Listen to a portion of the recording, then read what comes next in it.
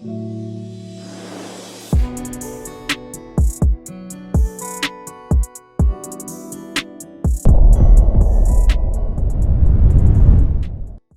going on, family? It's your brother Lawrence here with another episode of Watch God Work. In every episode, we get the distinct pleasure to speak to a brother or sister who's doing amazing work in every field of human endeavor.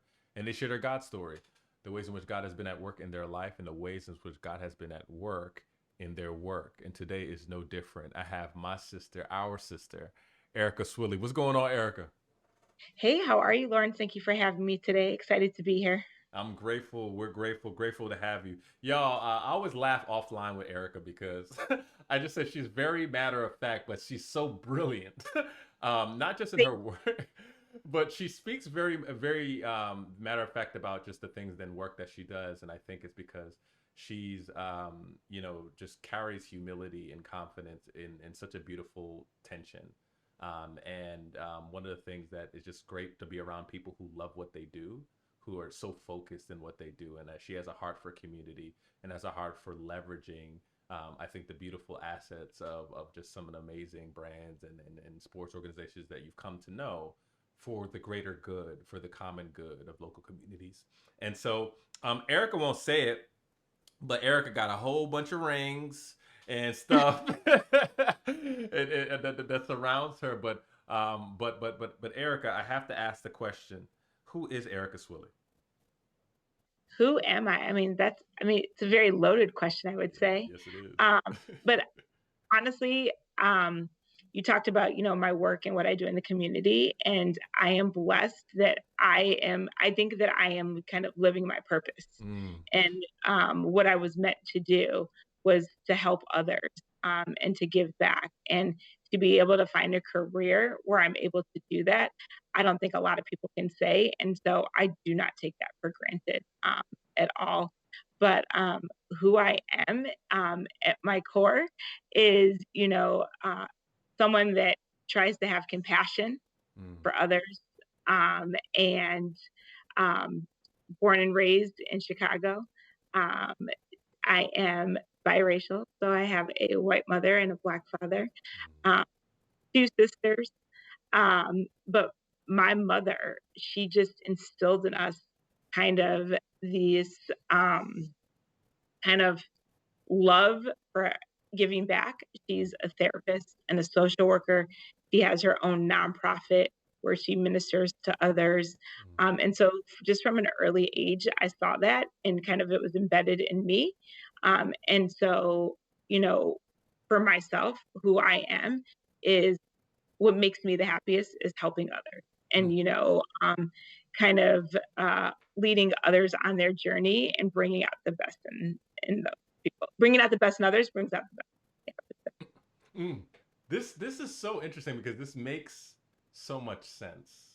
I think just um, learning about just your mother's gifting, best. Hmm. and even as you speak about taking people on the journey. You're the senior director of corporate social responsibility for the Detroit Pistons. You've done this for the Warriors. You've done this for just the Sky, the Chicago Sky, and but you've been involved in this work for such time. I didn't even know. I was like, my sister was doing the circus. She was Yeah. doing she was just but your hand has been in that. But the context that you come from a place that valued, your home valued giving back to people, caring for others, but also having a mindset and an understanding of people in a real deep way. It makes so much sense because of the way you communicate and Mhm. how gracious you are and your countenance. I think it just gives you so much skill set. And so, what was it like coming up in a home in a home where just like that was valued? Was it that something where you're like, I'm always active, we're always out doing something? Just kind of get what was that genesis story of kind of growing up? Yeah, no, I can always remember, us going to volunteer or, my mom even bringing people home to say like, "Hey, this child was taken from their family, like they have to stay at our house for like the next day or so before they can go into foster care." Mm, um, or even, this person is sick, so, we're bringing them over food or whatever that may be. She is probably the most caring, loving person that I know. And so I have a friend that I've known since high school that she always jokes that my family attends everybody's funeral, no matter how close we are. So, for example, if like our neighbor's parent passed away, we don't necessarily have to know that parent, but we know our neighbor. And Mm, so just to go and support our neighbor is what was in. And so like um that kind of, and I'm still that way to the day. Like mm, I don't need to know the person who necessarily passed away, but if there's a person there that was impacted that I know, I'm gonna go support. mm, mm. And so, just kind of having that mindset, that's kind of how I, live my life. This is kind of just the tried and true, mourn with those who mourn, rejoice with those who rejoice. Mhm. That if it affects you, it affects me. Right. And I think there are many people, I think, understanding the history of kind of community building, neighborhoods and things. There was that sense and ethos, but it seems all too rare. And the idea that this is how you relate to people. I mean, there's so many conversations that you and I have offline. One of the things I admire is how you've been intentional about maintaining your relationships Mhm. at your core, but it makes so much sense, right? And hearing this, having somebody who has that disposition or picture towards you means a lot. I want to keep going around down the path of understanding kind of your gifting and your professional journey, but then I'm going to kind of come back a bit to your high school time because there's a lot that you had to navigate very early in life. Mhm. Um, Yeah. but just even this curiosity, it takes some faith to kind of take a leap of I think I'm good at this or I'm interested in this and like actually do it. So early on in high Right. school, like you're already kind of having your mind around marketing. You're doing these internships. You're working. So what gave you this kind of sureness or sense of like you're not like forsaking all these other opportunities to look at like how did you know that early on that hey I want to explore this, hey I'm going to go intern at a radio station, hey I'm going to do all these things, like explain what was going on in your mind as a young person at that time. Did you just have the naivete or you're like I just knew what I wanted to do? No, I mean, I would say too, like that goes back to my family upbringing in terms of like work ethic, Mm, um, and just seeing that.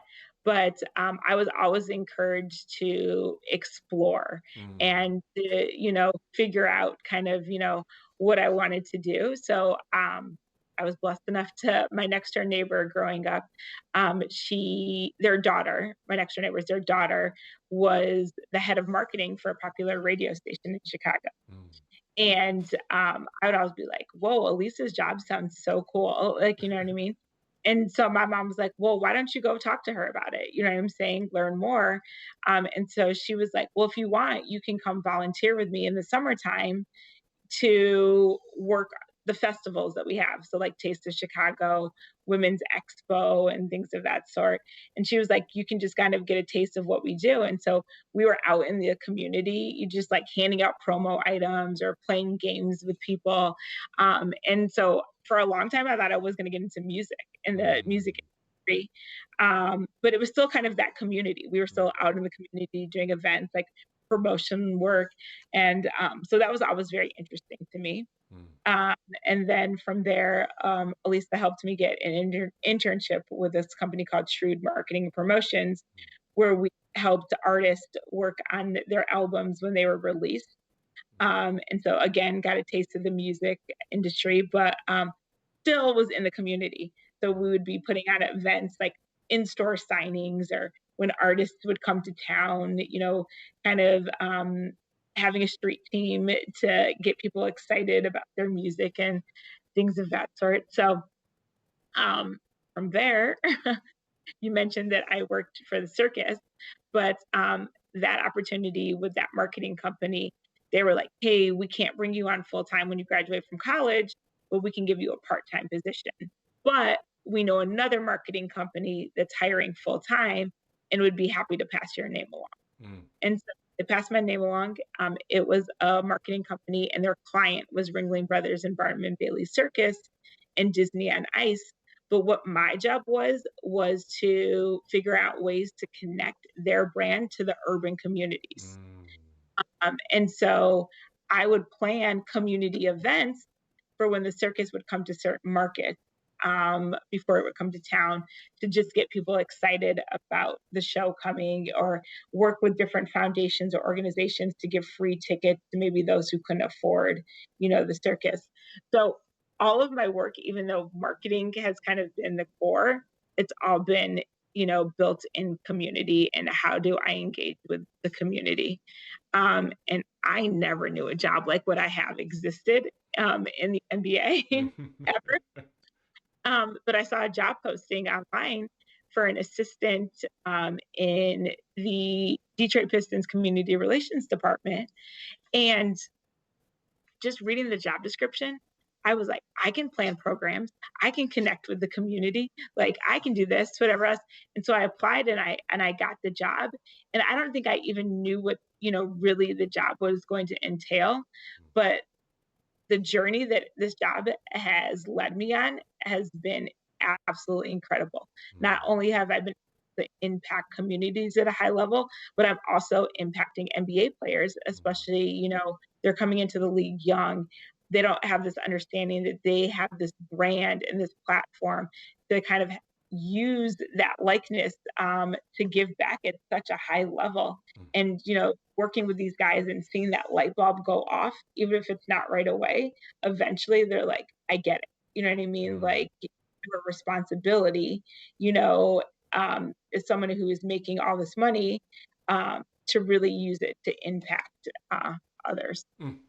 This is so beautiful for me to hear and listen, but I think for those watching, and it's just how it seems serendipitous, but there's so much intention, right? So when it comes to community and community relations and helping and thinking about how to leverage, someone's name, likeness, and for good, and even just for any entity, whether it's the Palace Foundation at that time or something, just it requires this is a endeavor in trust, right? For Hmm. someone to be able to have relationships, have the trust of the community. You just can't be out there, and not No, have that. But just knowing and knowing your disposition and seeing kind of how the home you came from, and it just connects. It makes sense, right? That you're able to nurture and build trust at that time.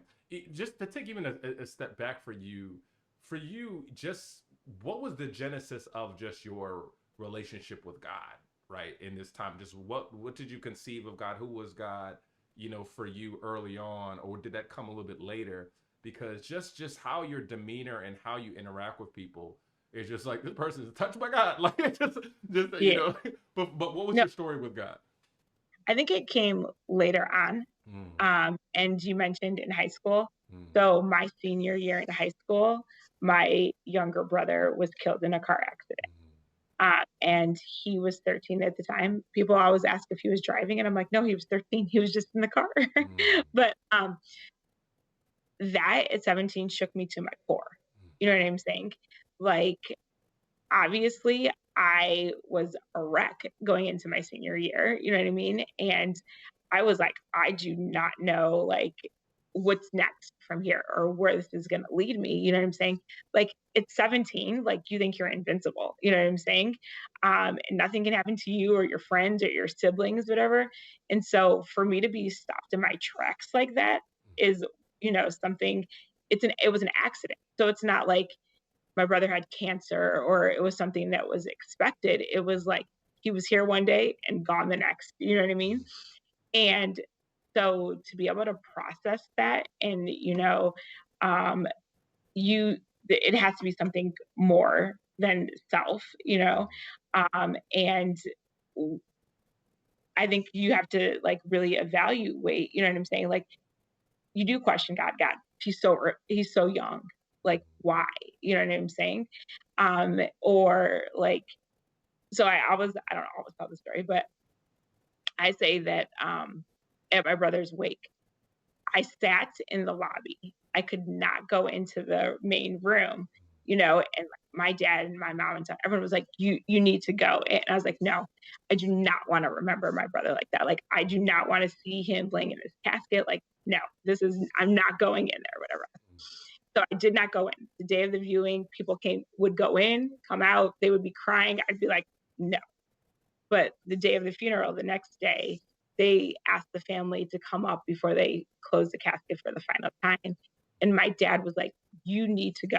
Like, you need to go up and, to that casket. And against my will, I went, right?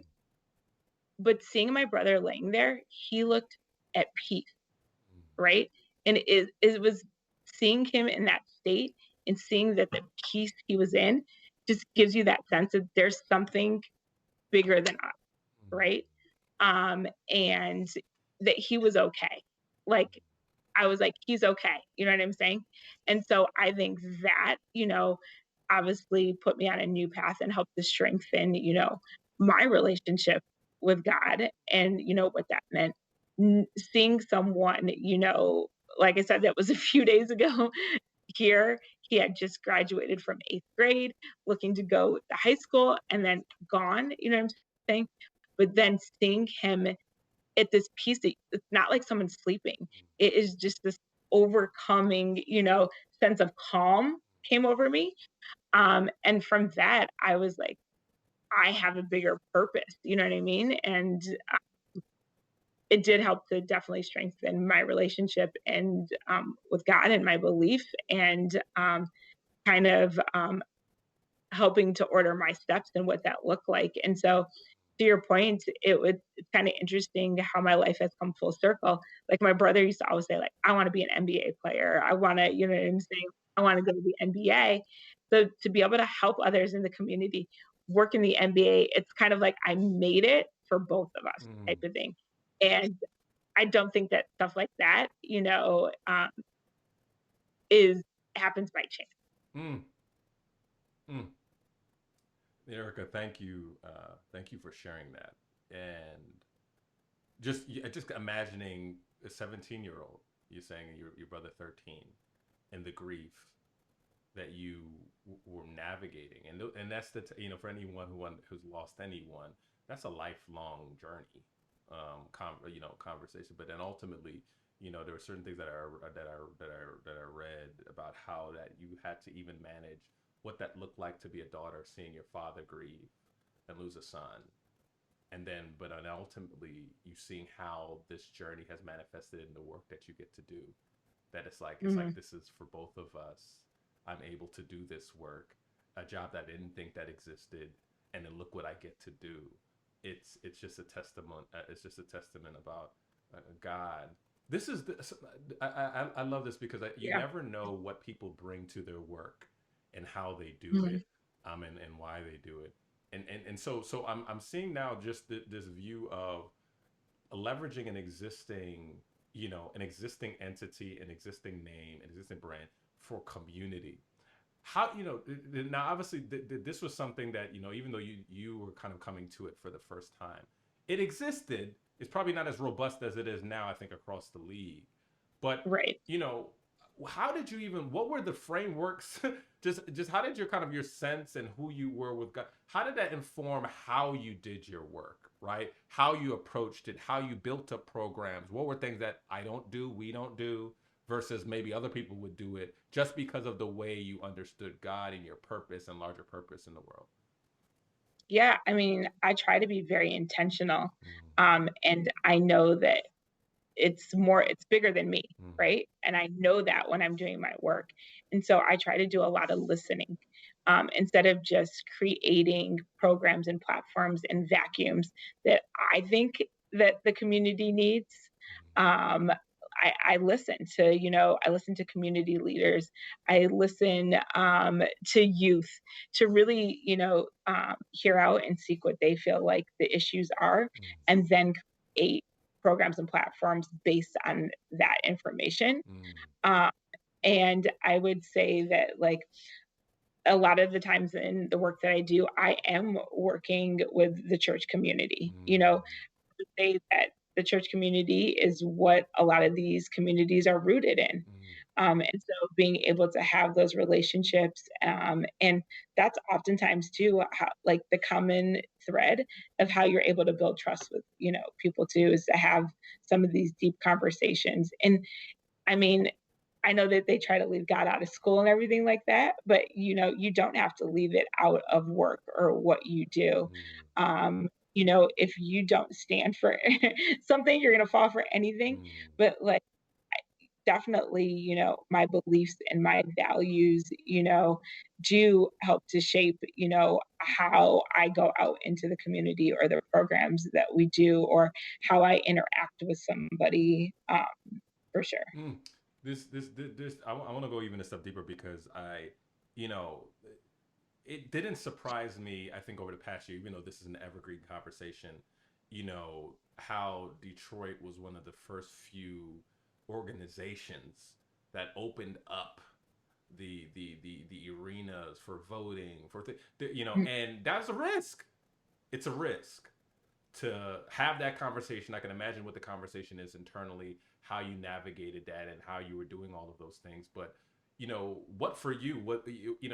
Especially when it comes to politics, that's always a very funny dynamic, interesting dynamic. But how did you navigate that?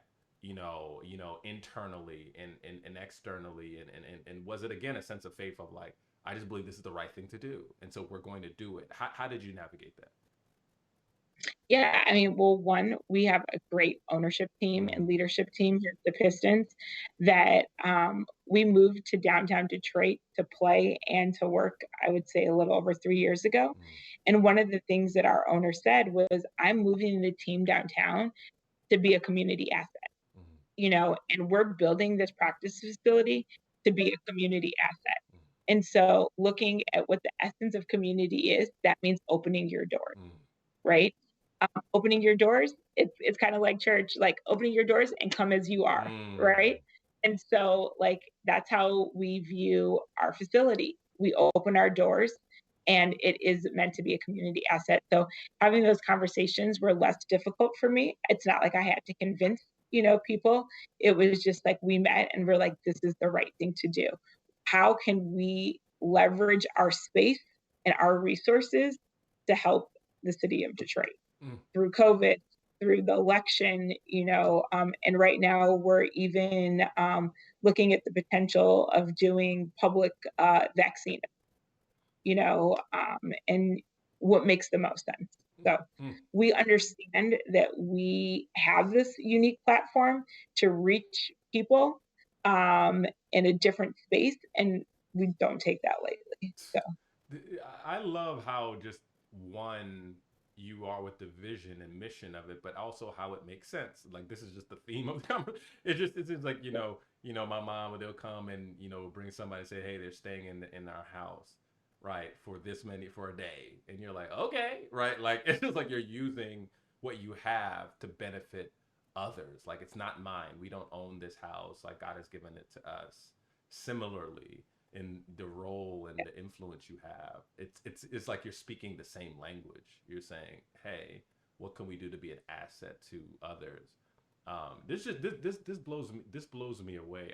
The question I have would be just partly around the pivot, and I want to get into more your rhythm, because I think for someone who works hard and is committed to a mission, there's a question about how do you ensure that you don't burn out? And that's a conversation I have with so many brothers and sisters around their faith and their work. And I'm saying even work they love. Like, I mean, like how does kind of God give help you navigate rest and things that you do and things that you consider and how you maintain the proper boundaries?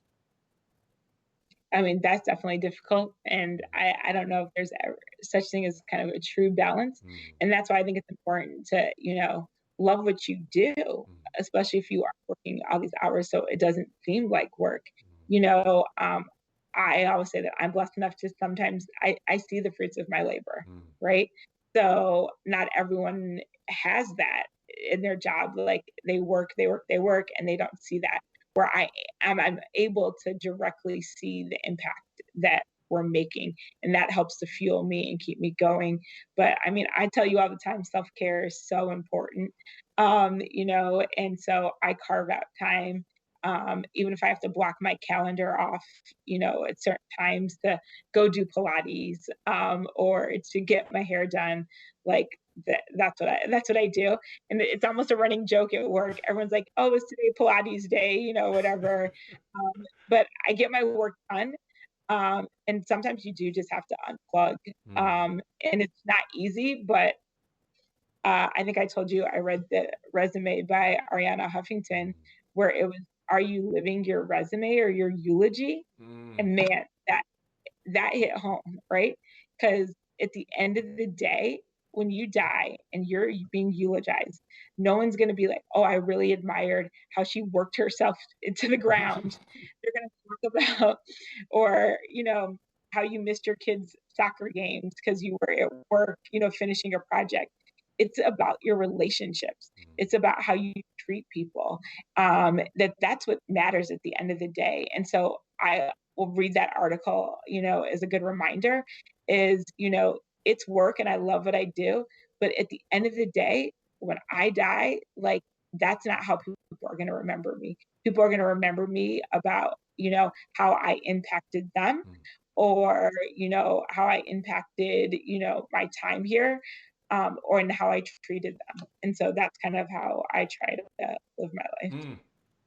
This and you're true to it, and I'm grateful to be you're one of the beneficiaries of just your friendship and just your Like, care of people. um I have to ask though, how do you not get overwhelmed? And I'm saying this from the context of community relations, and mhm, or feel as though we're not doing enough, right? I think there was a time a couple years ago, I think, with the Detroit and having some great what up Doe family in Detroit, where there's a time when people were buying up houses that were available in the community, and it was that was a point of just grief for some people who I mhm, knew who were from there. And then on the flip side, obviously coming from Chicago, just there are moments, I think, in history, but I think more recently, where it's just like, this is too much. And so how does your kind of faith help you in those moments, or maybe when you're in the Bay, East Palo Alto, and different areas of Oakland at that time, though Oakland has changed a lot. Me as a resident who lived there, right? yeah. But just how do you deal with the overwhelm? How does your faith help you not just recognize, okay, this is what I can do, I'm going to do my best, but we can't necessarily do everything? Right. And that's exactly right. You can't be everything to everyone. Mm. Um, and so realizing that, I can either try to take over the world or just do a few things that I know are really going to move that needle and make a difference and focus on those. And so kind of that is what I try to do. Mm. Um, but it's really, where where am I needed? Mm. Um, I have a soft spot for youth, Mm. especially youth of color, especially disadvantaged youth who I see don't have the same footing as some of these other kids, which sets them back. So how can I help put these kids on equal footing? So when they're, applying for college against these kids who have all the advantages can compete. And so like that's something that's important to me. And just basic needs, Mm. right? Like, um, and I mean, I think that goes back to what you're saying too. Like, if you like, God provides for you your basic needs, right? Mm. And we as society, build up, what we feel is we need more. Mm. But if you look at it at the core, we just need the basic things to survive. And so that's to what I try to focus on is like basic needs. Like people need to eat first and foremost. Like you can't send a kid to school if they're hungry, Mm. and expect them to learn. And here in Detroit and Flint, we had a water crisis. Like water is a basic need. So like focusing on some of those things. And I feel like if we focus on the foundations, then some of the other stuff will, be fruits of that labor. Mm. This is, yeah. As I said, I think you guys got it when I said she speaks very matter of fact about just really tremendous things, but that's so true, right? The foundation, if these things are in order, then everything Right. else will take care of themselves, or at least there'll be a strong enough foundation to say that, and to build upon. This interesting paradox when I think about your journey, but then ultimately just your dynamic, because it's on one hand you are so rooted, right? So there's that when you were in the Bay Area, even for me, man, like I ain't necessarily have talked to her every week. I was like, she gonna come back to Detroit, and so there's a part of me. I didn't necessarily Detroit. I didn't know if it was Detroit, Chicago. I just felt that, right? Because they're just you just seem you're so rooted, right? It's just like what's important. You know what's important. You know who's important, and there's a rootedness to community, which I think is an asset in your relationships and works, and not even this utilitarian sense. I'm just saying that that's just who you Mhm. are. And then I just feel like there's just this dreamer, this global citizen, that's rooted, but kind of like I want to be able to go right, like and get around. Yeah. So is that by intention? Is that something that other people have kind of told you? Is that by design? How do you kind of make sure that you're global? Because one of the things that I remember, one of the greatest conversations I had with you was you talking about traveling, and I think you went on reality and been a part of that group, and I was just Mhm. listening to you, and it's like you were singing. It was just like how you were talking. So just talk to me about just how you remain rooted while also have this global mindset, and you just have this desire to explore.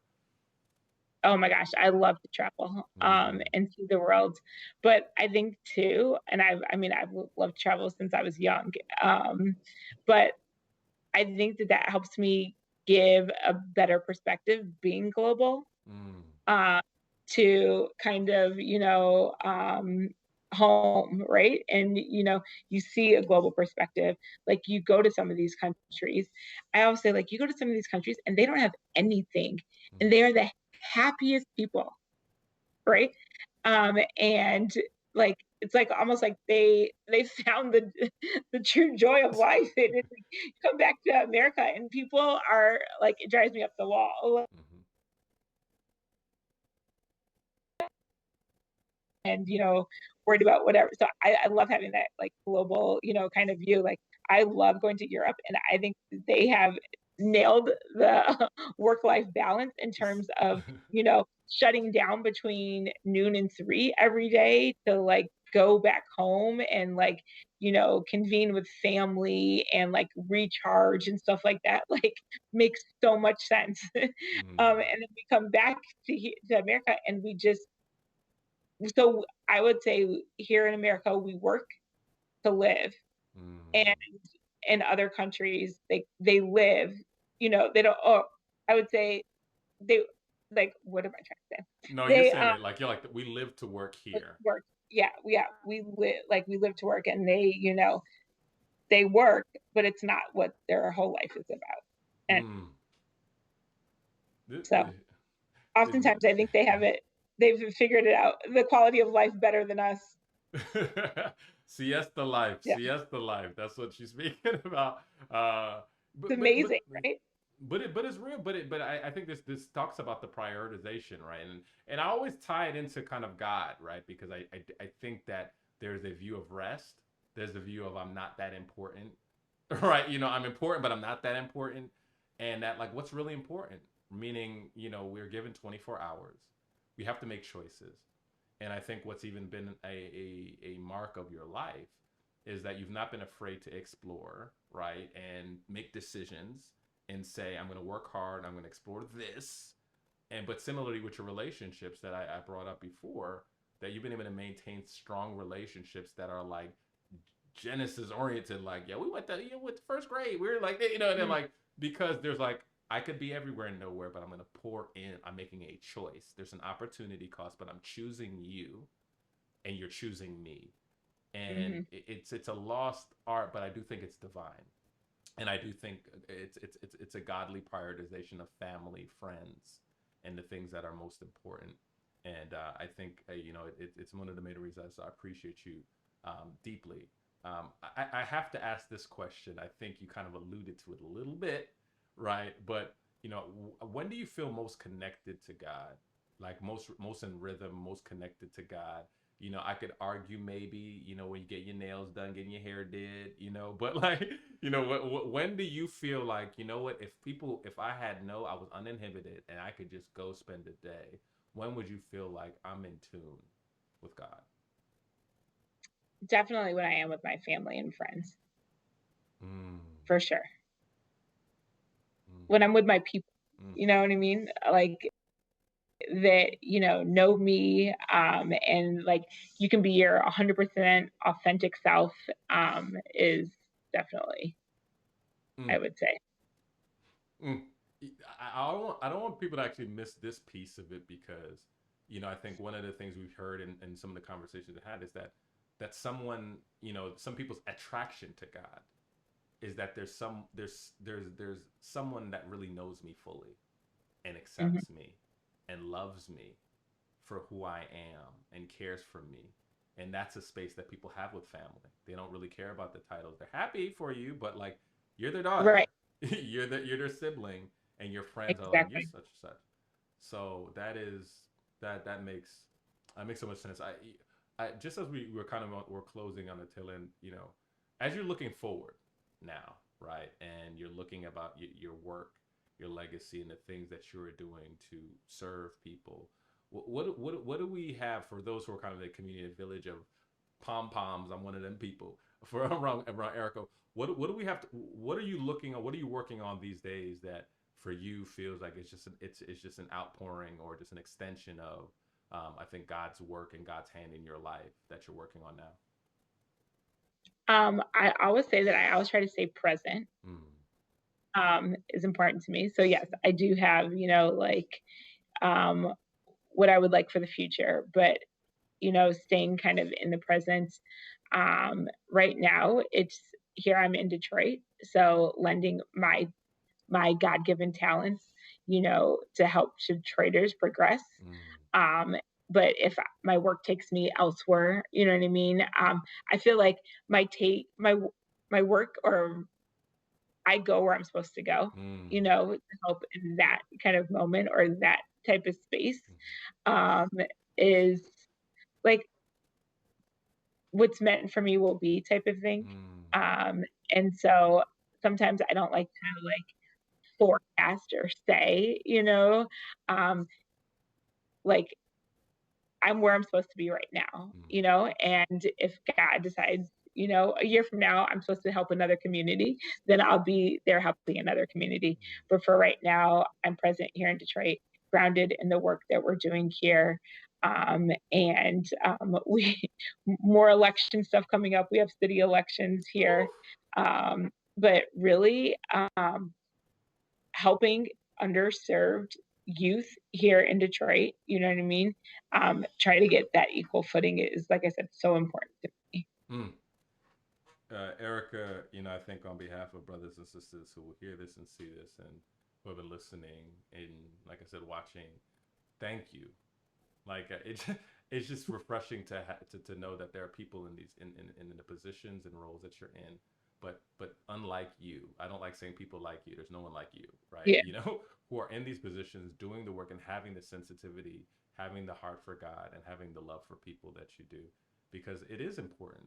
These are beautiful assets. There is a need, and everybody doing their part makes a big difference.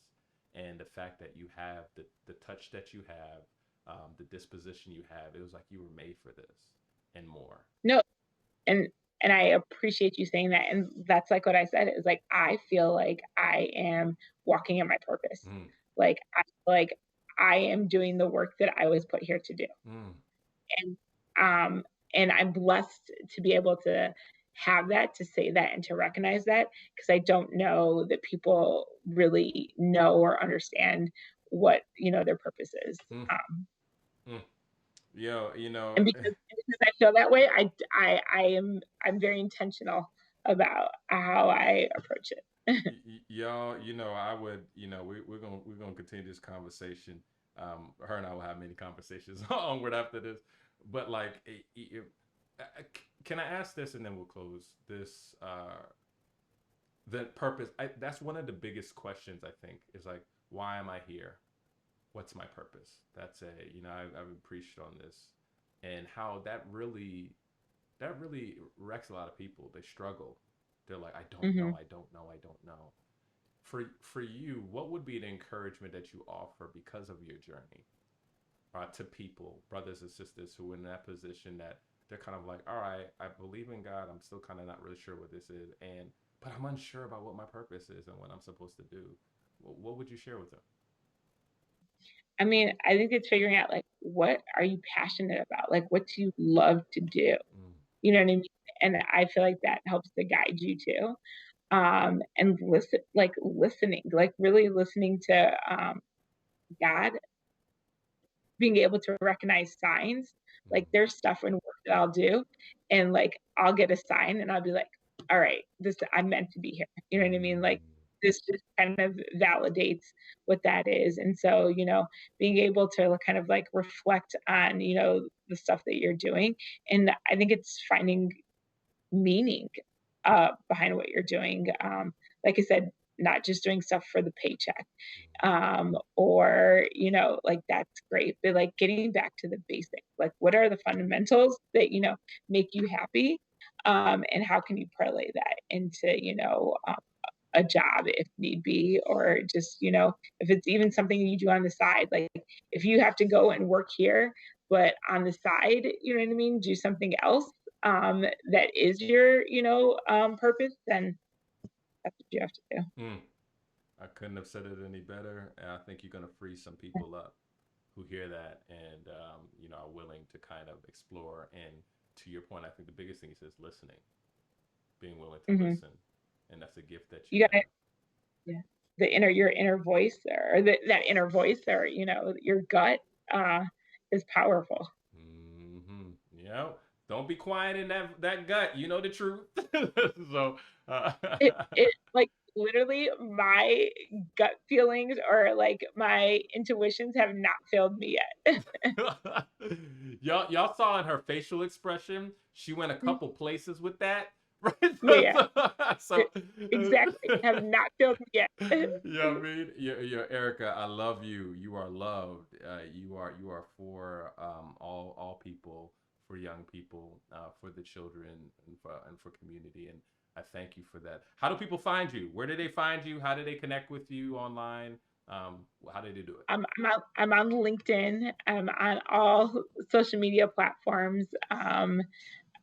Twitter at eSwilley, Instagram at eSwill. I am private, so you do have to request me.